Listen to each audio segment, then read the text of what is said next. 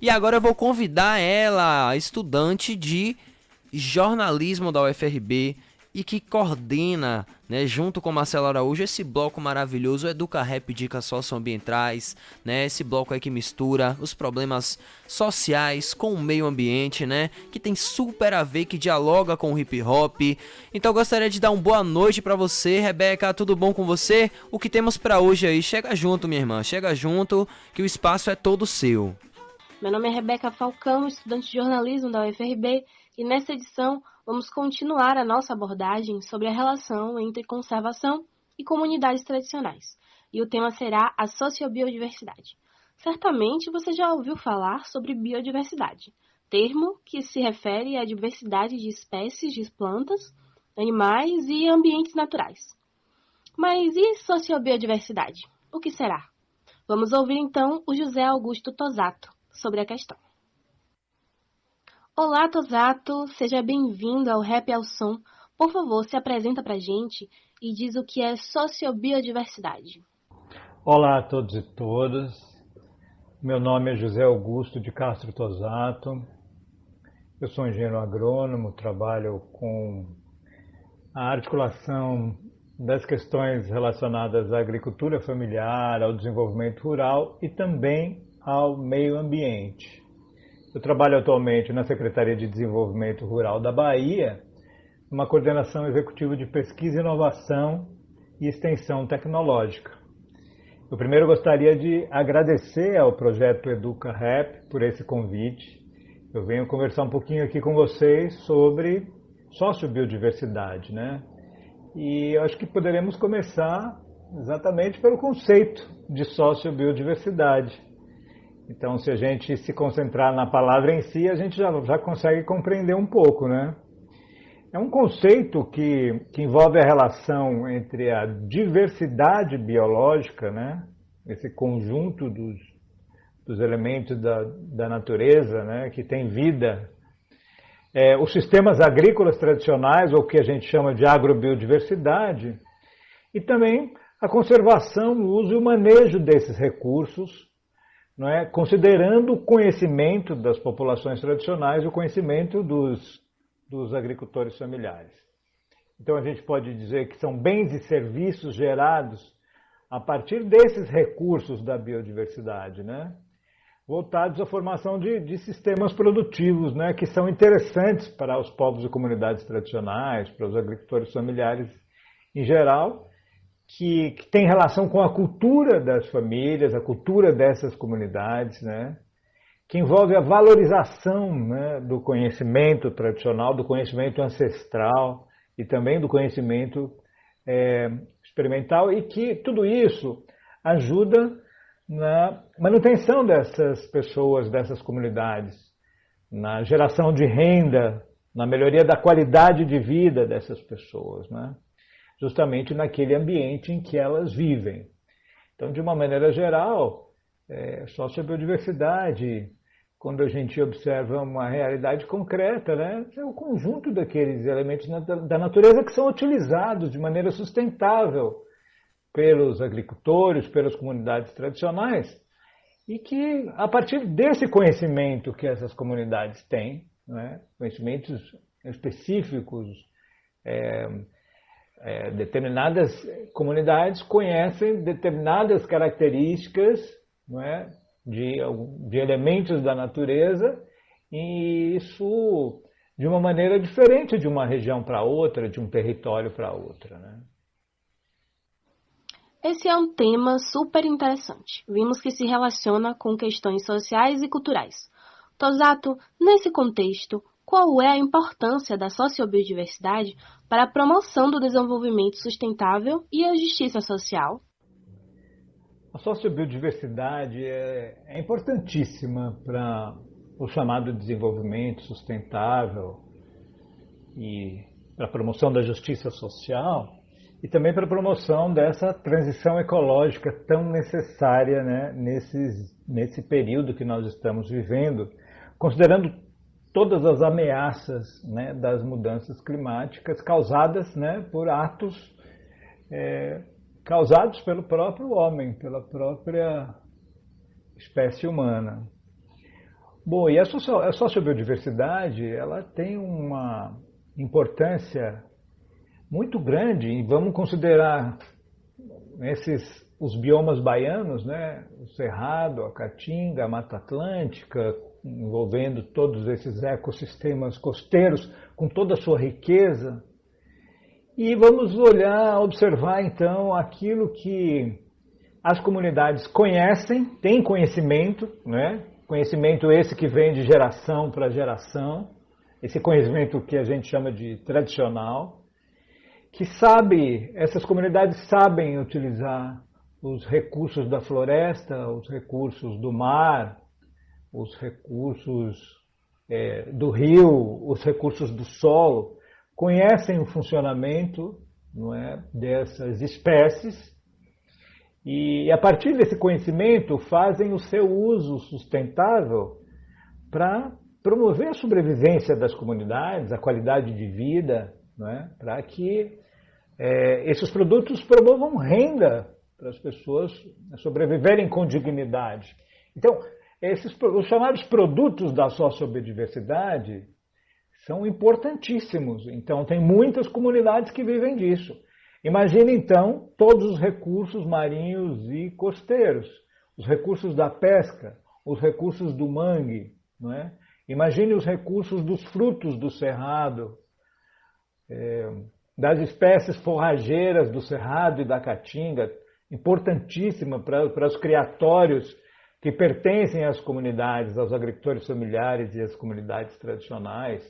Imagine também as espécies arbóreas e arbustivas da Mata Atlântica, que são utilizadas para alimentação humana, para artesanato, para uma série de outras, para finalidades medicinais, né, para a produção de fitoterápicos.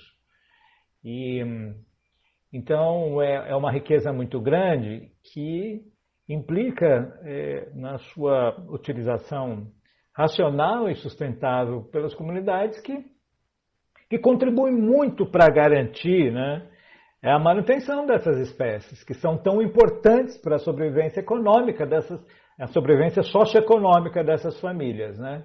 Quando a gente vai botando na ponta do lápis, vai estabelecendo valores para isso, né, o significado disso em cada região, em cada território desse estado, desse país e desse planeta, né, os produtos da sociobiodiversidade têm uma importância enorme. E precisam ser cada vez mais valorizados e precisam ser cada vez mais conhecidos. Tem muito conhecimento tradicional que também vai se perdendo. Então é preciso que as comunidades sejam apoiadas para fazer o registro desses conhecimentos, inclusive para proteger e valorizar esses conhecimentos. Esse conhecimento ele tem um valor. Então, qualquer pessoa de fora que vai querer utilizar uma determinada espécie que é fruto que foi domesticada ou que foi reconhecida por uma comunidade, é preciso recompensar essa comunidade por esse conhecimento. É assim que diz a lei. Então, podemos dizer claramente que os produtos da sociobiodiversidade são extremamente importantes, né, sob o ponto de vista socioeconômico e também sob o ponto de vista da conservação, em que se refere aos agricultores familiares e povos e comunidades tradicionais. Tosato, considerando a relevância do tema tanto para o meio ambiente quanto para a geração de renda, quais iniciativas o governo do estado já desenvolveu nesse sentido? São muitas as iniciativas do governo, né, desse atual governo, desses últimos anos, né, do governo Wagner, do governo Rui Costa, assim como também foram no governo Lula e Dilma, os investimentos, né, junto às comunidades que utilizam esses produtos da sociobiodiversidade. Acho que também eu devo destacar que, além dos produtos em si, né, e é importante a gente também reconhecer a importância do conjunto do ambiente, né, que também tem uma importância grande para as pessoas em se tratando de turismo de base comunitária, de ecoturismo, né, de turismo rural. Então, às vezes, é mais do que produtos, né? São também serviços ambientais, né? Que os produtos da sociobiodiversidade contribuem para a sua manutenção a partir da ação, né, das comunidades. Acho que isso é importante a gente frisar. Eu gostaria de chamar a atenção para iniciativas do projeto do Prosemiárido, que é um projeto importante da Secretaria de Desenvolvimento Rural, através da CAR, que tem um envolvimento muito grande, muito sistêmico, junto a diferentes comunidades em 6 territórios de identidade aqui da Bahia. E eu vou chamar a atenção para um projeto, que é um projeto de recatingamento, é uma parceria, né, do Prosemiárido com o IRPA, uma importante entidade socioambiental desse estado, e que está desenvolvendo um trabalho muito emblemático e muito referência para todos nós, né, que consideramos ser fundamental a manutenção da caatinga em pé, por exemplo. Então, o recatingamento, quer dizer, a restauração, a recuperação dessa caatinga, né, com finalidades de conservação, mas também com finalidades, né, de seu uso sustentável, especialmente em relação aos produtos da biodiversidade, pegando como exemplo aqui o umbu e o maracujá da caatinga, além de muitos outros, estão muitas espécies, né, as mais diversas espécies, são dezenas ou até centenas de espécies que são utilizadas para alimentação animal, e isso é fundamental para essas comunidades, né? Vou chamar a atenção também para as chamadas comunidades fundo e fecho de pasto, né? São grupos de comunidades tradicionais que são muito fortes aqui no estado da Bahia e que precisam de muito reconhecimento do conjunto da sociedade. O outro projeto muito importante é o projeto Bahia Produtiva, né? Esse também com recursos financiados emprestados pelo Banco Mundial, né? Que a sociedade baiana que paga esses recursos, esses empréstimos, e ele proporcionou o lançamento de um edital específico, um edital de conservação e uso sustentável da biodiversidade, chamado Edital 14, que está financiando 99 projetos, né, em 15 territórios aqui do estado da Bahia, em muitas ações que valorizam os produtos da sociobiodiversidade. Eu estou falando fundamentalmente em manejo, conservação, uso sustentável dessas áreas, né, e desses produtos. Estou falando também de produção de base agroecológica, turismo de base comunitária e também a recuperação de áreas degradadas. No Recôncavo, tivemos algum projeto selecionado? Quais? Desse edital 14 do Bahia Produtiva, que é o nome do projeto, foram aprovados 6 projetos no território do Recôncavo, no valor total de aproximadamente 1.300.000. Teve um projeto em Maragogipe, da Associação de Desenvolvimento Social, que é para a recuperação de nascentes, quintais produtivos, produção de base agroecológica. No município de Salbara, tem a Associação de Pescadores e Marisqueiras do Cabo Sul, para impulsionar a pesca artesanal, para fazer manejo de resíduos, para fazer formação, para valorizar a juventude e também para fazer a recuperação de um espaço físico. Já no município de Cachoeira, tivemos um projeto da Associação de Moradores do Quilombo Mutexo Acutinga. E o projeto é para unidade de beneficiamento de dendê, para a formação de viveiros e para reflorestamento. Em Governador Mangabeira, nós tivemos um projeto da Associação de Ceramistas e Oleiros de Tocos 3. É um projeto para capacitação, para produção de mudas e para formação de bancos de sementes. Já em Salinas de Margaridas, nós tivemos um projeto da Associação Pescadores Marisqueiros de Cairu de Salinas, né, para tratamento de efluentes, para manejo de resíduos. E lá em Maragogipe, nós tivemos ainda uma associação chamada Mariquilombo, Marisqueiros e Quilombolas de Baixão de Guaiú, e para beneficiamento de mariscos, né? Esses projetos, eles tiveram uma valorização também quando eles estão localizados em unidades de conservação. Nesse caso, principalmente a reserva extrativista da Baía do Guape e também a APA Baía de Todos os Santos. Vimos que os produtos da sociobiodiversidade são de grande relevância para as comunidades do Recôncavo. Quais os desafios e aprendizados com o lançamento deste edital tão inovador? Até esse momento, nós já consideramos que já temos uma boa ideia dos desafios para a implantação desses projetos. São muitos os desafios e também são muitos os aprendizados, né? Eu gostaria de chamar a atenção de que uma das questões mais importantes é a assistência técnica, a extensão rural para a execução desses projetos. Então, a CAR, essa empresa pública vinculada à Secretaria de Desenvolvimento Rural, que está financiando esses projetos, ela contratou também uma entidade de ATER, a Humana Brasil. Ela foi contratada para formular os projetos devidamente, com todos os detalhes técnicos necessários, e para apoiar a implantação desses projetos. Então, isso é fundamental, isso é crucial. As comunidades precisam sempre de muita ajuda técnica. E aquela ajuda, né, que também valoriza os conhecimentos da comunidade, né, para fazer aquele encontro de conhecimentos técnicos com os conhecimentos tradicionais. Tem que ser sempre uma construção coletiva, as comunidades têm que ser muito ouvidas. Um grande desafio é o tempo de execução, né? Nós precisamos terminar tudo isso, a implementação desses projetos, né, para que eles andem com suas próprias pernas até dezembro de 2022. Isso é um grande desafio, por isso que todos que puderem ajudar do território é muito importante.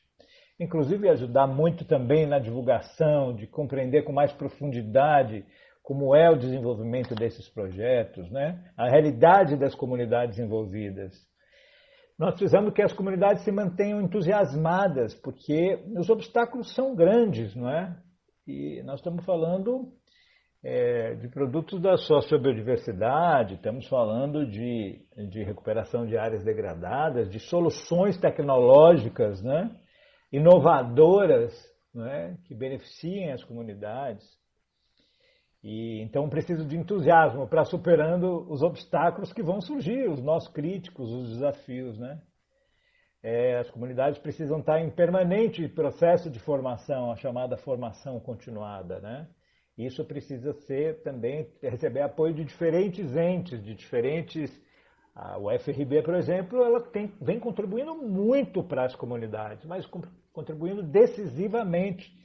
Então, tudo que a gente puder, né, ajudar para que isso aconteça cada vez com mais intensidade, né, esse papel importantíssimo da extensão da universidade. A universidade ela tem que estar onde o povo está, não é?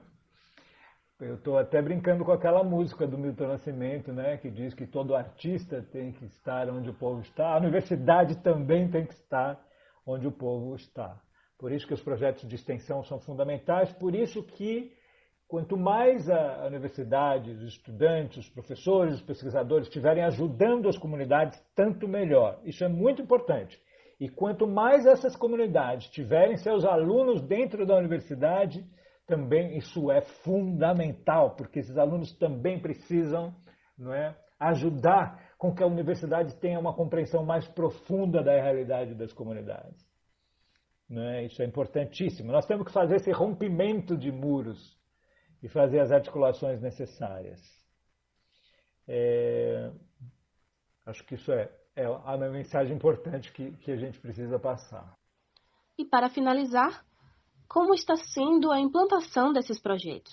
Alguma perspectiva de novo edital? Eu posso dizer que a implantação ainda está no início, né? Porque as coisas não andam com a rapidez do que nós gostaríamos. Toda hora tem um probleminha aqui, ali, acolá. Tudo é preciso de muito diálogo, tudo é preciso de muita paciência.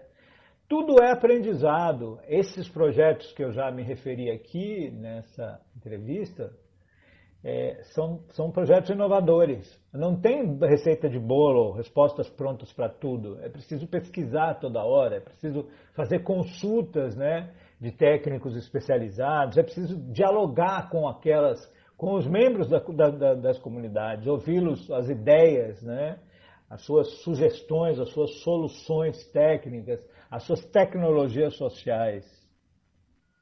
Então, é realmente um grande desafio. Toda ajuda é bem-vinda, pessoal. Quem quiser ajudar, principalmente aqueles e aquelas que querem ajudar sem nenhum interesse secundário, isso é importantíssimo. Tosato, e qual a mensagem você deixaria para as pessoas em relação aos produtos da sociobiodiversidade? Se eu tivesse que deixar aqui uma mensagem final, bom, eu diria que nós temos que valorizar essas comunidades. Todas essas, de todos esses 99 projetos desse edital, além de todos os outros editais do Bahia Produtiva. Pessoal, já são mais ou menos uns 1.500 projetos desde o início, né, do Bahia Produtiva em 2015. Mas aqui nós estamos só chamando a atenção desse edital 14, porque ele trata mais desse tema da sociobiodiversidade. Nós temos que apoiar e valorizar muito o alimento de verdade.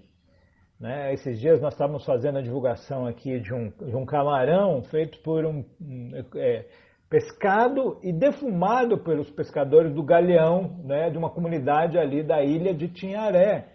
Isso não tem preço, pessoal. Isso é um valor assim, excepcional. Comida de verdade, quer dizer, nós estamos falando de um alimento que vem do mar, de uma região muito conservada, com a qualidade da água muito elevada. Isso tem um valor imensurável, né?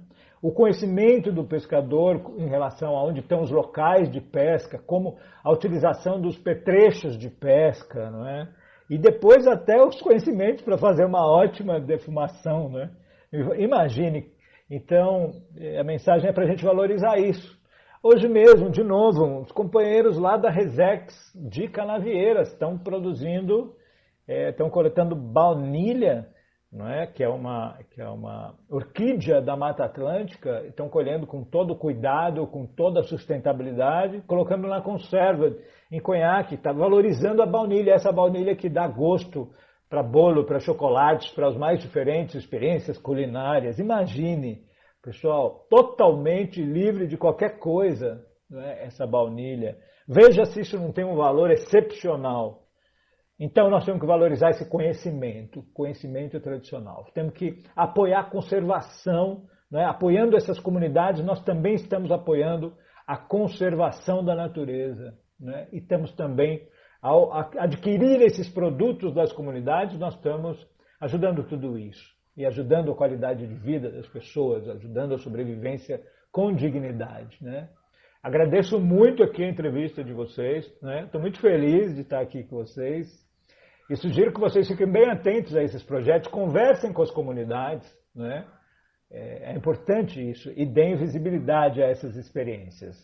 Muitíssimo obrigado. Um abraço para todos e todas. E esse foi José Augusto Tosato, da Secretaria de Desenvolvimento Rural do Estado da Bahia. Muito obrigado por nos dar essas informações. Meu nome é Rebeca Falcão e esse foi mais um EducaRap Dicas. Segue a gente no Instagram, @EducaRapUFRB, para mais dicas e até a próxima. É com vocês aí no estúdio. Valeu! Santa Cruz.